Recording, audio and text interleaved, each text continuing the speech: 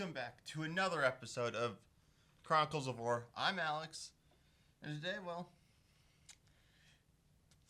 I had an idea, decided, what if I made like a short, keyword being short here now, little series in this, and I decided, you know what, I'm gonna do that. This very brief series, it's probably only going to be one other episode other than this one. But anyway, I decided I'm going to call it Don't Touch America's Boats, or DTAB for short. Because you see, online there is the very, well, I don't know if it's exactly popular, but within military history, I know, community that at least from what I've seen anyway, there's the joke of, you don't touch America's boats. Now, this is mostly because of just, World War II and with Pearl Harbor, and we're like, well, Pearl Harbor happened, okay, then so we'll just drop 2 nukes on Japan. That's usually as far as the joke goes, and for the longest time, that's all I knew for the joke. But then I learned some more stuff that it's not just, ironically enough, not just that. So we're going to get into one of those stories. That's the first one today. This is going to be our origin story for the whole Don't Touch America's Boats. This is the story of the Barbary Wars. One of the first wars that America was actually involved in, other than the Revolutionary War. So to start, Barbary Wars are referring to the Barbary Coast, which comes with the ports of Tunis, Tripoli, and Algiers in North Africa. What would happen was there'd be these pirates there that would attack merchant ships. And the only way your merchant ship wouldn't get attacked is if the country it was belonging to would pay tribute to them.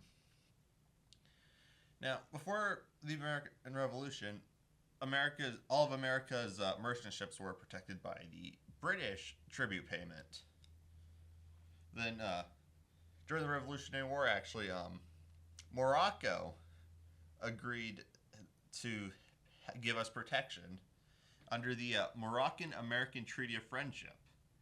Now, this is actually the oldest unbroken American treaty. But anyway, 1780s, Barbary Coast Pirate. Just to notice that America is not with the British at all anymore, fully. And so they're attacking the merchant ships. Now, at this point in time, when this is happening, America does not have a navy because it was disbanded in 1785. So, 1786, they're being forced to pay tribute. Not fun. So, 1794, George Washington goes to the Senate and is like, look, we need a navy because I don't want to be paying the tribute to these pirates. Nuh-uh, we ain't doing this. So, get a navy, and it's established with the sole purpose of fighting pirates. At the point in time, anyway. So then, Washington's no longer president. John Adams becomes president. He goes back to paying tribute. Now, that's enough of our backstory there. Time to get on to the first Barbary War. So, Thomas Jefferson becomes president. He is done with paying tribute. So, what does he do? He takes his fleet from the Navy, has them go on to Tripoli because he ain't paying tribute anymore. It goes to Tripoli and gonna go fight them. So the USS Philadelphia blocks Tripoli Harbor. However, it gets stuck on a reef that they didn't know was there. It then gets captured by Tripoli, and they they captured all the men aboard the ship itself. They actually attempted to turn it into a artillery piece, but they threw the guns over. But before the Americans got captured, they threw the guns overboard. So it was just stuck like that. But anyway, the rest of the U.S. ships are still doing naval bombardment. So you gotta do something about this. Now, before we get to what the solution was, a bit of background on Tripoli. Very brief. So basically, the current person in charge of Tripoli isn't supposed to be in charge of Tripoli. His brother, Hamet Karamanli, if I'm pronouncing that right, was supposed to be in charge. However, his brother exiled him to Egypt. So the United States decides that they're going to help Hamet out. So they send a small group of Marines to go find him. They're like, hey, you want to go take over Tripoli? Take your rightful place? So a small group of Marines, and then a mercenary army they hire along the way, march from Alexandria, where Hamet was exiled to, and then they get to a place called Derna that's in Tripoli. Now we get to the Battle of Derna. So it's April 26th, 1805. They asked the governor to just let them through. He said no. So what it is, they call over to the USS Argus, who's out in the waters there because they're because Derna is a port city. They go there. They take a cannon from it, wheel it up to Hyatt Place, and they begin to attack this fort, the city, and this fort there. Hamet and some of his rebels, they go attack the governor's place, while the Marines and the mercenaries are attacking this fort that's in the port. So they're using the cannon to provide support. However, that quickly falls through when they forget to take the ramrod out of the cannon. For those of you that might not know, the ramrod is used for loading in the loading in the cannonball into the cannon. So without that, you're pretty much just have a cannon that's not really able to be used. So that happens. There's only one option left now, and that is to charge the fort. So charge the fort, and after some battle, they take the fort, and the American flag is raised over it. This point, the leader of Tripoli goes to send some reinforcements because this place is in his Tripoli and it's getting attacked. So he's sending reinforcements. However, city's already been taken over by this point. But anyway, the reinforcements are still there. So then 13th, they go and attack. However, they instead get driven back, and the city remains under American control. And during this, they're like, America's like, we still need to deal with Tripoli. Let's continue with fighting them, because they've got our ship and our men still, and they won't give them back without us paying a ransom for it, and we're not doing that. So we're just going to continue attacking. Unfortunately, this ends up not happening because peace treaty ends up getting signed, so America's just got to leave. So they do. And that's the end of the First Barbary War. And fun fact with this, in the Marines' hymn, one of the lines is from the halls of Montezuma to the shores of Tripoli, referencing this battle, which I think is pretty cool. And because I'd heard before I learned about this battle, I'd heard the Marines hymn before, of course, and I never even I didn't even really notice that part, but now I have, and I think it's really cool. But anyway, now on to the Second Barbary War. Start with this, we're at the War of 1812, which oversimplified version of that here.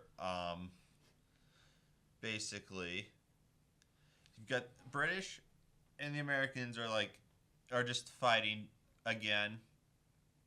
Yeah, I'm not an expert on the War of 1812. I just know it had to do with one in Canada or something. And absolutely nothing happened, really, other than the White House getting burned down. But anyway, like I said, I'm not an expert on that. I've done no research on that outside of assignments in high school about that. I know nothing about that. Who knows? Maybe I might do a future episode on that. Who knows? Anyway, I'm getting sidetracked. Right. Second Barbary War. So, it's War of 1812. And the British, because, British and Americans fighting it, like I'd said, the British go to the Algerians and they're like, listen, America sucks. And so they start roughing up Algerian and American relations with that, and then continue to worsen stuff. So, President time is James Madison. He's like, look, Congress, we got to go to war against these guys. Congress is like, sorry, no, we're not going to go to war, but can have the Navy just attack them. So that happens, and then Omar Pasha, I believe I'm saying this right, he's the leader of Algeria at this time. He's demanding tribute from America, And we don't like that, of course. So then, April 12th of 1815, America's like, look, Omar, here's the deal. Either A, stop the tribute. We ain't doing that. We don't want anything to do with that anymore. We're done. No more tribute. It's either that or option B, we go to war. Your choice. That doesn't happen. Exactly. So anyway, Stephen, I don't know which pronunciation of it is, Decatur. Anyway, I'm just going to say Stephen Decatur. Some other Navy people, they go to Algiers to, try to get a peace treaty from them. Along the way there, they get into various fights. He's also just capturing a bunch of ships on the way there. And at one point, he's even capturing an Algerian flagship. Anyway, they then, at that point, get to Algiers. And at that point, I've discovered a new term that I absolutely find hilarious.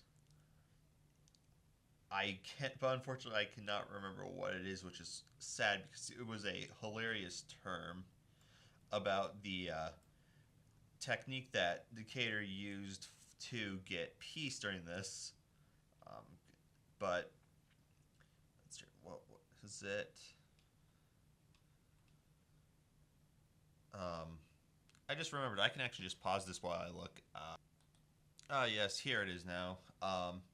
Gunboat diplomacy, which I find hilarious because here's what it is.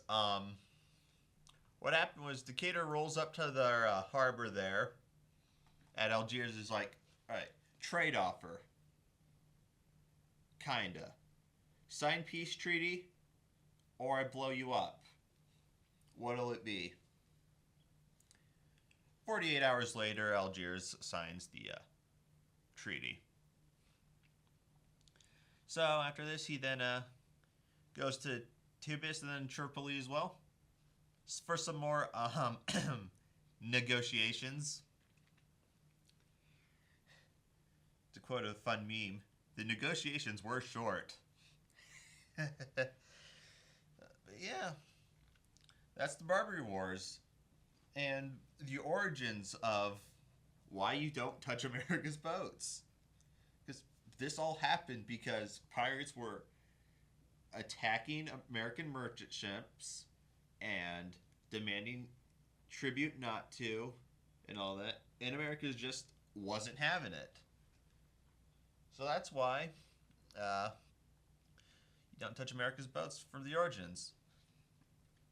There eventually there will be a second part to this, not about the Barbary Wars, although ties into it with the whole don't touch America's boats thing. When that episode will be, great question, no idea. Sometime in the future, maybe in like I don't know 1 or 2 episodes, we'll see.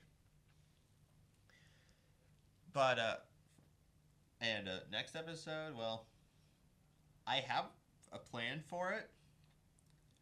It's going to be involving, ironically enough, the War of 1812 will be semi-involved in it.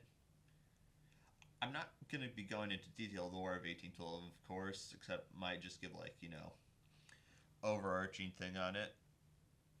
Like, very oversimplified, well, less oversimplified than the explanation I just gave, but still oversimplified, because I'm not going to go into detail about War of 1812, really. But yeah, that's good. Of course, that's going to be next week's episode. Both ironically enough, for you listening and me recording, because I record it next week. And for you, it'll be up next week. Funny how that works. Actually, no, it isn't, because I record the day after I upload stuff. Anyway, yeah, that's that. Make sure you follow the Twitter for updates and stuff, like this last episode where I had to upload it a week late because I was sick. And the way you'd have known about that is if you were following the account. It's at Chronicles OFF44. CN Chronicles is capitalized as well as OFF.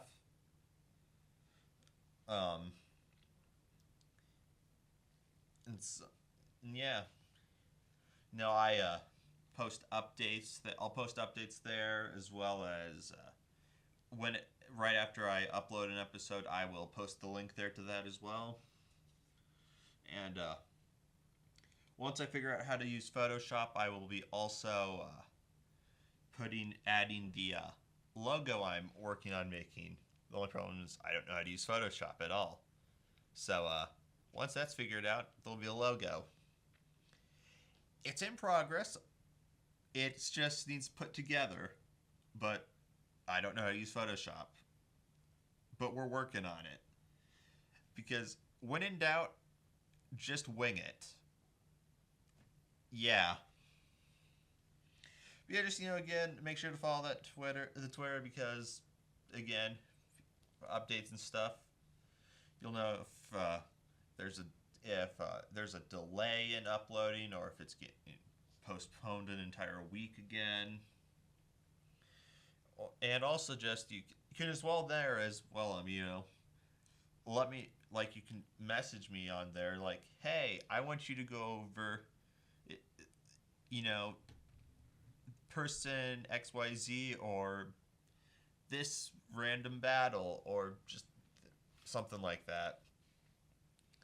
Because, like I've said before, I want community engagement from this, because if it's something you want to learn about, I find that really cool, because if I don't know about it, then hey, it's a learning experience for the both of us. So yeah, that's this episode of Chronicles of War, and make sure to tune in again next week.